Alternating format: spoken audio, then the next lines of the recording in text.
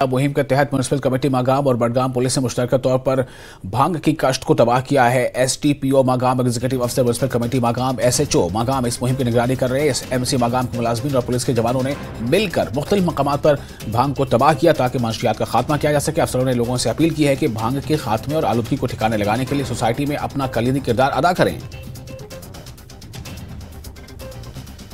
ये हमें directorate of urban local bodies Kashmir से हमें एक शेड्यूल मौसूल हुआ है, जिसके तहत हम कल से यानी कि 1/8 से लेकर 15 तारीख तक हमें ये स्वच्छता पखवाड़ा के तहत हमें यहाँ क्लीननेस ड्राइव करनी है। जहाँ जहाँ कहीं भी होगा वहाँ पे हमें ड्राइव करनी है। आज हम बस स्टैंड में करने जा रहे हैं, आज हम टैक्सी स्टैंड में करने जा रहे हैं।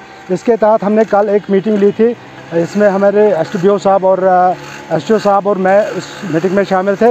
इसमें हमने फैसला लिया कि ये जो नाले फेरोजपुरा का जो ये दाएं बाएं एरिया है, इसमें ये भंग इस वक्त उगी है, इसको हमने आज सुबह 8 बजे से रिमूव कर दिया है। तो मज़ीद क्या कुछ प्रोसेस है कि कितने दिनों तक ये चलेगा? ये बराबर 15 तारीख तक इंशाअल्लाह रहमान 15 अगस्त तक इसका इख्तिताम पजीर हम करेंगे।